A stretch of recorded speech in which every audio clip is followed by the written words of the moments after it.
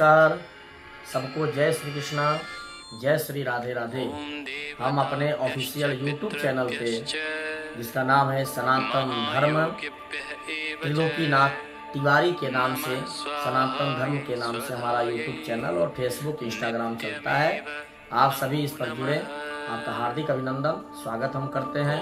आज एक नया वीडियो पितृपक्ष से संबंधित, पितरों से संबंधित लेकर के हम अपने इस चैनल पर आए हैं। आप लोग बड़े ध्यान से देखिएगा। आज आपके सभी प्रश्नों का उत्तर, जो आपके मन में तरह तरह से शंकाएं होती है, उन सबका उत्तर हम इस वीडियो में देने वाले हैं। सबसे पहले कई लोगों का प्रश्न आया है और कई लोगों ने व्हाट्सएप के माध्यम से, कमेंट के माध्यम से या और भी अन्य प्रकार से हमें कई तरह से प्रश्न किए हैं कि महाराज जी हमारे इन प्रश्नों का उत्तर आप दें, जिसमें हम आपको बताते हैं वो सारे प्रश्न क्या हैं। एक प्रश्न है कि पितृपक्ष में पिंडदान या तर्पण कौन कर सकता है? छोटा पुत्र या बड़ा पुत्र या मझिला पुत्र या सभी कर सकते हैं? ये कौन कर सकता है? दूसरा प्रश्न ये है कि पितृपक्ष कब से शुरू हो रहा है और कब तक रहेगा? कई लोगों के मन में भ्रम है कि पितृपक्ष 15 दिन का ही होता है, कई लोग 17 दिन का मानते हैं, कई लोग 16 दिन का मानते हैं। पर पितृपक्ष कब से कब तक होता है और कितने दिनों का होता है? तीसरा है प्रश्न कि पूर्णिमा तिथि, जिसके पिता की मृत्यु पूर्णिमा तिथि में हुई है, उसको कब तिथि मनानी चाहिए? और जिसकी प्रतिपदा में हुई, द्वितीया में हुई, तृतीया में हुई, चतुर्थी में हुई, अमावस्या में हुई, उसको कब होना चाहिए? जिसका कुछ भी तिथि मालूम नहीं है, वो किस तिथि में अपने पितरों का श्राद्ध कर सकता है? चौथा प्रश्न है कि अगर परिवार में, दयादी में, खानदान में किसी की शादी तय हो गई है या शादी हो चुका है और शादी हुए 2 महीना, 1 महीना, 10 दिन ही बीत रहा है, 4 महीना ही बीत रहा है, तो क्या उसके परिवार में इस साल का पितृपक्ष मनाया जाएगा? पिता को पिंडदान किया जाएगा, पितरों को पिंडदान तर्पण किया जाएगा? पांचवा प्रश्न लोग किए हैं कि अगर कोई परिवार में किसी की मृत्यु हो जाती है, परिवार में, दयादी में, खानदान में, और उसको बीते हुए अभी 1 महीना, 10 दिन, 20 दिन, 2 महीना, 4 महीना हो रहा है, तो उस परिस्थिति में अगर उसको पिंडदान हो चुका है, उसकी तेरही हो चुकी है, तो उसमें क्या हमारे भी पितरों का पिंडदान हो गया है? अब इस साल क्या पिंडदान करने की जरूरत नहीं है? अगला प्रश्न कई लोगों ने किया है कि पितृपक्ष को लेके बड़ा भ्रम है कि पितृपक्ष में पूजा पाठ नहीं करना चाहिए। तो क्या ये सत्य है? घर के पूजा पाठ रुक जाते हैं, पूजा पाठ नहीं होते हैं? ये सारे प्रश्नों का उत्तर हम आपको आज देने वाले हैं, इसलिए पूरे वीडियो में जुड़े रहिए। और अच्छा लगे तो कमेंट करके जरूर लिखें, और क्या अधिक जानकारी चाहिए ये भी वीडियो में आप जरूर लिख करके कमेंट में बतावें। वीडियो अच्छा लगे तो चैनल को सब्सक्राइब करिए, ताकि आप लोगों के सहयोग से हमारा यह चैनल और बढ़े और अधिक लोगों तक यह बातें पहुँचे, ताकि सबको सही और सटीक जानकारी मिल सके। सबसे पहले हम आपके प्रश्नों का एक एक करके उत्तर देते हैं।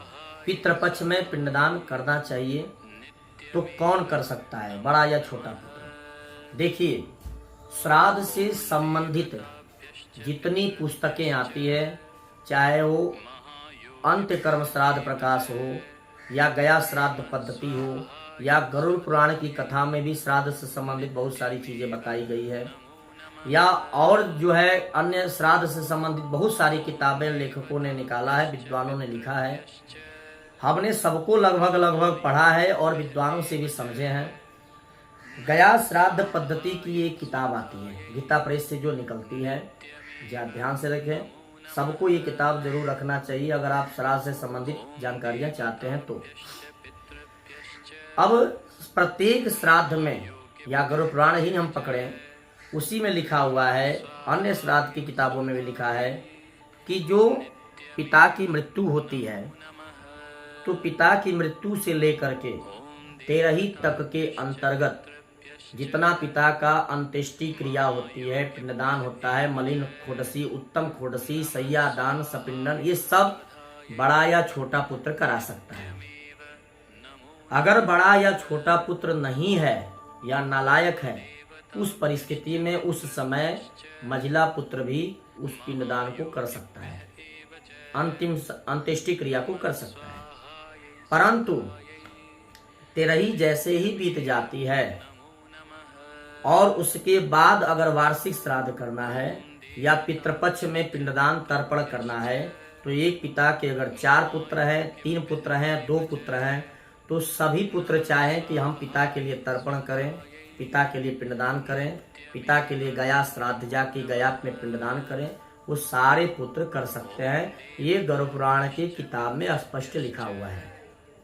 इसलिए पितृपक्ष में या वार्षिक श्राद्ध में सारे पुत्र को अधिकार है कि वो पुत्र पिता के लिए पिंडदान भी करें और तर्पण भी करें। ये तो कहीं मत नहीं है कि जो दाग दिया है वही करेगा, जो बड़ा पुत्र है वही करेगा, जो छोटा पुत्र है वही करेगा, ऐसा कहीं नहीं लिखा है। इससे आप दूरी बनाएं, ये शंका आपके व्यर्थ हैं, ऐसा कहीं नहीं लिखा है। दूसरी बात, इस बार 2024 में पितृपक्ष कब से शुरू हो रहा है और कितने दिनों का होता है?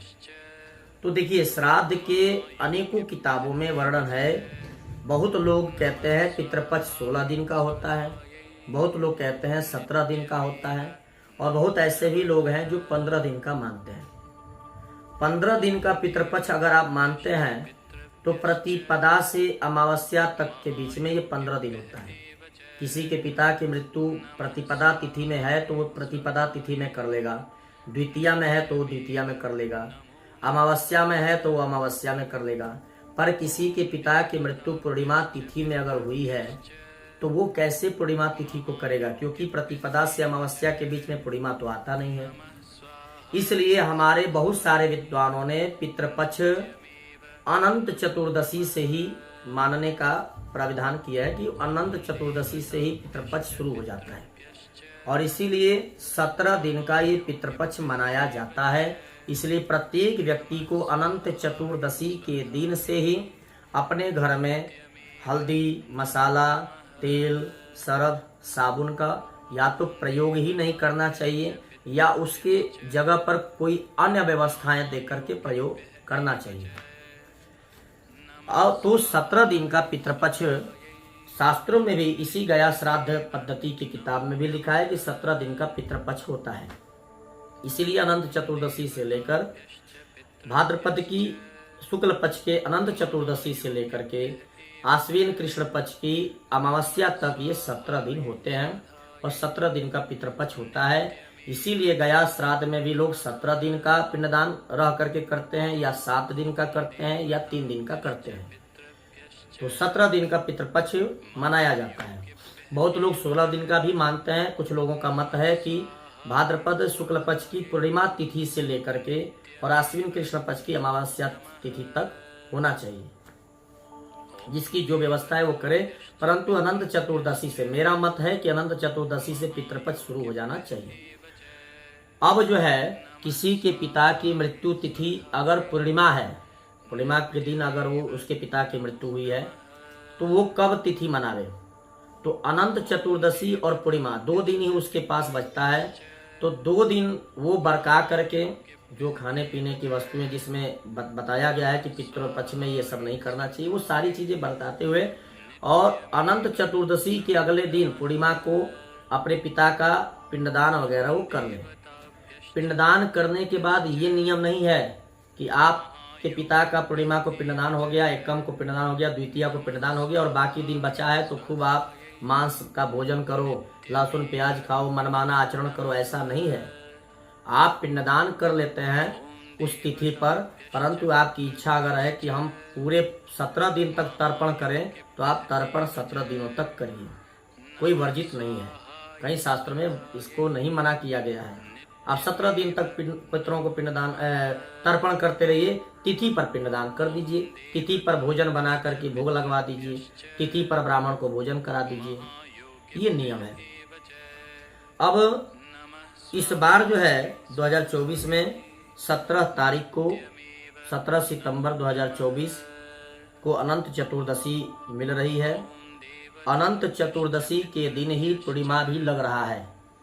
सुबह 11 बजे से अनंत चतुर्दशी 11 बजे तक है। 11 बजे के बाद खत्म हो रहा है तिथि और पूर्णिमा लग रहा है। परंतु 18 तारीख को यह पूर्णिमा मिल रहा है। 18 तारीख को सुबह के 8:41 तक है पूर्णिमा। तो जिनको पूर्णिमा तिथि में अपने पितरों का पिंडदान, पिता के लिए पिंडदान करना है, वो 18 तारीख को पूर्णिमा है, उस दिन पिंडदान 8:41 तक कर ले, तर्पण कर ले, पिंडदान कर ले। अब 19 तारीख को एकम और द्वितीया दोनों तिथि मिल रही है। तो 19 तारीख को एकम तिथि वाले भी लोग, जिनके पिता की मृत्यु एकम तिथि में हुई है या द्वितीया तिथि में हुई है, दोनों ही लोग अपने पितरों के निमित्त पिंडदान 19 तारीख को करेंगे। 20 तारीख को तृतीया तिथि है, 21 तारीख को चतुर्थी है, 22 तारीख को पंचमी है, 23 तारीख को षष्ठी है। ऐसे करके क्रम से अब चलेगा। सिर्फ द्वितीया तिथि की हानि है, जो 19 तारीख को ही दोनों एकम और द्वितीया दोनों मिल रही है। 2 तारीख को अमावस्या है। अमावस्या तिथि में श्राद्ध में नियम है कि जिसको अपने पिता की तिथि नहीं मालूम है तो वो 17 दिन तक पिंडदान करे, तर्पण करे। पिंडदान हम नहीं कहते हैं, तर्पण करे। और अंतिम अमावस्या के दिन वो अपने पितरों के निमित्त पिंडदान कर लेवे। जिसको अपने पिता की तिथि नहीं मालूम है उसके लिए ये व्यवस्था है कि अमावस्या के दिन वो अगर पिंडदान कर देता है तो उससे उसके पितरों को वो पिंडदान प्राप्त होता है। अब तीसरी बात है, जिसकी शादी तय हुई है खानदान में, परिवार में, दयाद में, या शादी हो चुकी है, तो क्या उसके घर में भी पिंडदान और पितृपक्ष मनाया जाएगा, तर्पण होगा? तो देखिए, शास्त्र में कहीं भी इसका खंडन नहीं किया गया है कि आपके घर में शादी तय है तो आप पितृपक्ष नहीं मनाएंगे, आपके घर में शादी हो करके खत्म हो गया तो आप पितृपक्ष नहीं मनाएंगे। ऐसा कहीं भी नहीं लिखा है। शादी, विवाह और मंगल कार्य एक अलग विधि है, और पितृपक्ष का ये जो 17 दिनों का समय मिलता है, ये हमारे पितरों का एक उत्सव होता है। ये बड़े भाग्य से एक साल पर आता है। तो सबको चाहिए, चाहे उसके घर में शादी पड़ी है या शादी हो चुकी है, फिर भी सबको चाहिए कि ये पितृपक्ष में अपने पितरों को तर्पण करें और पिंडदान करें। किसी के कहने में, किसी के बहकावे में, किसी भ्रम में न रहें।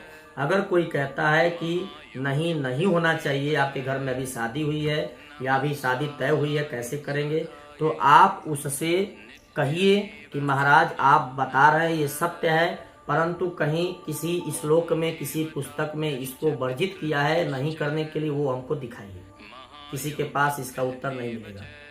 तो किसी के कहने कहाने वाली बातों में मत रहिए, शास्त्र की बात माने आप और शास्त्र के अनुसार चलें। एक बार और बता दूं, किसी के घर में मंगल कार्य हो चुका है या होने वाला है या तय है, उससे कोई लेना देना नहीं है। अगर ऐसा होता तो विवाह शादी में पितृ न्योते जाते हैं, शाखोचार होते हैं, विवाह में गोत्रोचार होते हैं, नांदी श्राद्ध भी कई जगह कराए जाते हैं।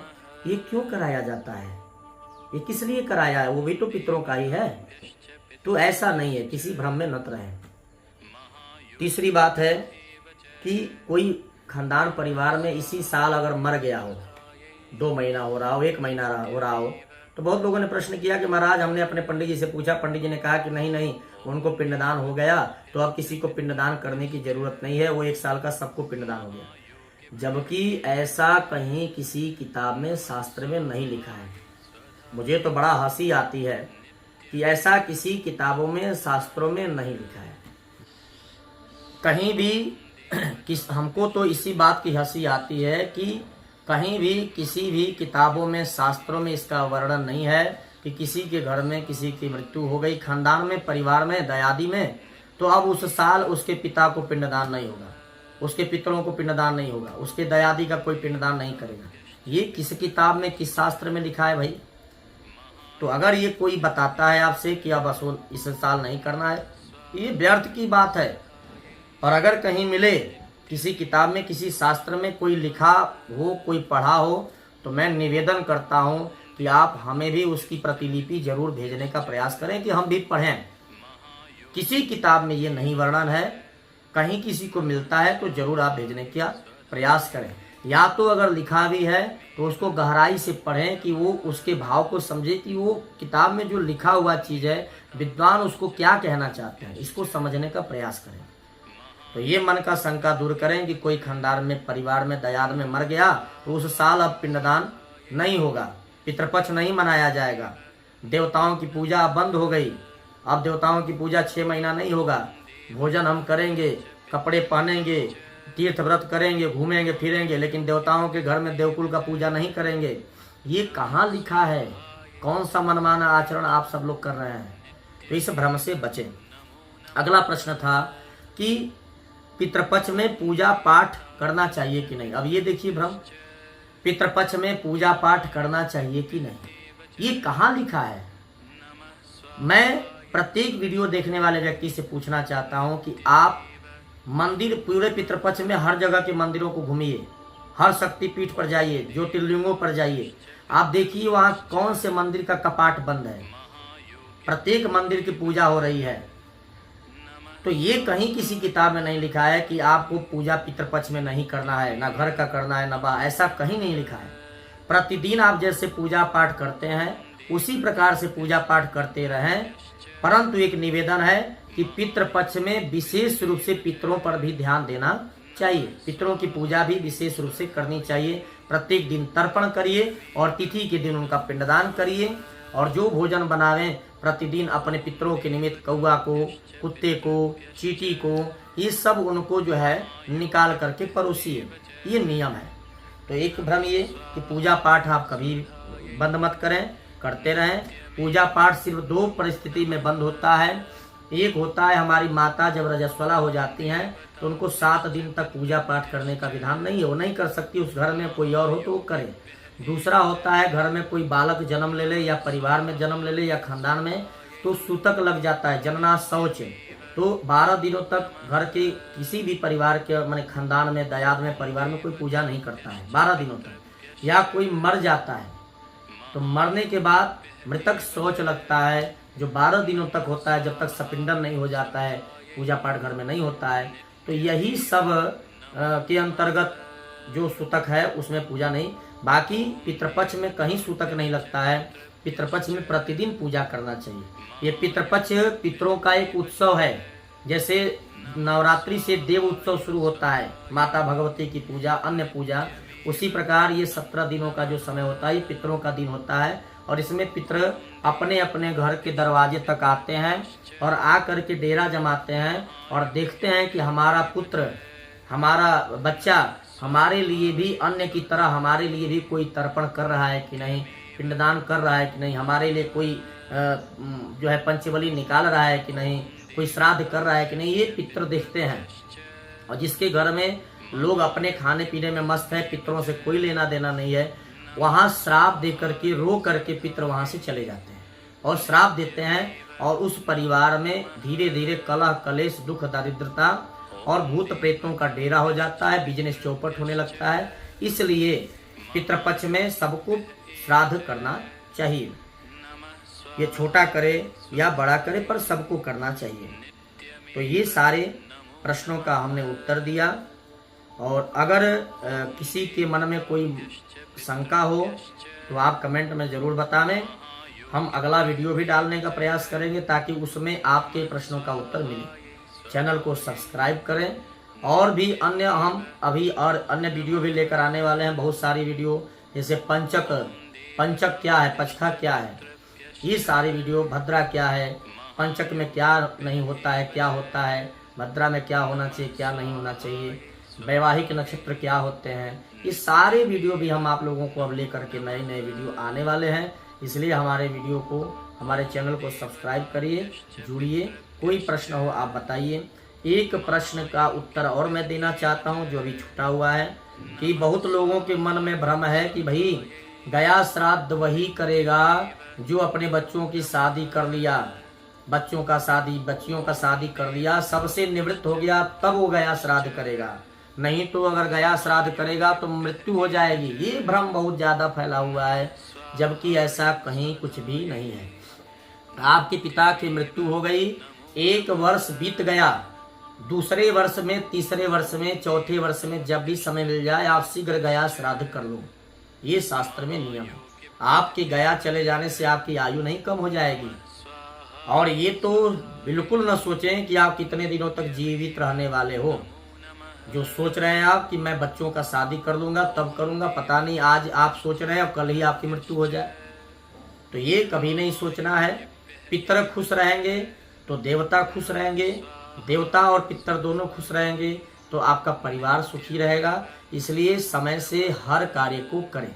श्राद्ध में उतने ही ब्राह्मण को भोजन करावें जिनकी आप सेवा कर सकें। अब ये नहीं कि श्राद्ध करना हो 1000 ब्राह्मण आप बुला दिए, एक ब्राह्मण को कुछ दे दिए, एक ब्राह्मण को कुछ दे दिए, पता लगे एक ब्राह्मण जी खुश होकर आशीर्वाद देकर गए और दूसरे ब्राह्मण आपको श्राद्ध दे के चले गए। ऐसा नहीं करना है। श्राद्ध में लिमिट मात्र में 5 पंडित का नियम है, 5 ब्राह्मण बुला के भोजन करावें। 7 ब्राह्मण बुला लें, 3 ब्राह्मण बुला लें, 2 ब्राह्मण बुला लें, परंतु मनमाना आचरण करते हुए दिखावे के लिए भीड़ न इकट्ठा करें। अनेकों भाई बंधुओं को न बुला लें। जो 10-20 किलोमीटर की एरिया में है उनको बुला करके आप श्राद्ध को संपन्न करें। इतनी भीड़ न इकट्ठा कर लें कि आपके व्यवहार से कोई नाराज हो जाए, कोई ब्राह्मण का अनादर हो जाए और आप करने चले कुछ और हो गया कुछ और। ऐसा नहीं करना है। ज्यादा जोगी मठ का उजार। इसलिए प्रयास ये करना है कि लिमिट मात्र में ब्राह्मण को भोजन करावें, उनको ही खुश करें। भाई बंधु को लिमिट मात्र में बुलावें, उनको ही खुश करके भेजें, तब जाकर के श्राद्ध संपन्न होता है। और श्राद्ध का मतलब है श्रद्धा। श्रद्धा से श्राद्ध होता है। श्राद्ध करते समय धन की कंजूसी बिल्कुल न करें। भाव के साथ, प्रेम के साथ करें। दिखावे में न करें कि हमारा बगल वाला कर रहा है तो हमें भी कुछ करना चाहिए, ऐसा नहीं। भाव होना चाहिए, भाव से आप करिए। ये 17 दिनों का ही तो पितृपक्ष है। इसलिए भैया आप लोगों से निवेदन है, भाव से करिए, दिखावा से मत करिए। और मैं इसी परवाणी को विराम देते हुए आप सबको जय सिया राम, जय सीताराम बोलते हुए और निवेदन करूंगा इस वीडियो को ज़्यादा से ज़्यादा लोगों तक शेयर करके पहुंचाइए, ताकि और लोग भी इस जानकारी को जान सकें, समझ सकें। कोई प्रश्न हो कमेंट में ज़रूर लिखिए। नंबर हमारा उस पर दिया हुआ है, उस पर फ़ोन करिए, व्हाट्सएप पर मैसेज करिए, ताकि हम आपके सभी प्रश्नों का उत्तर दे सकें। सबको सादर जय सिया राम, सबको नमन है, सबको प्रार्थना है। जय श्री राम।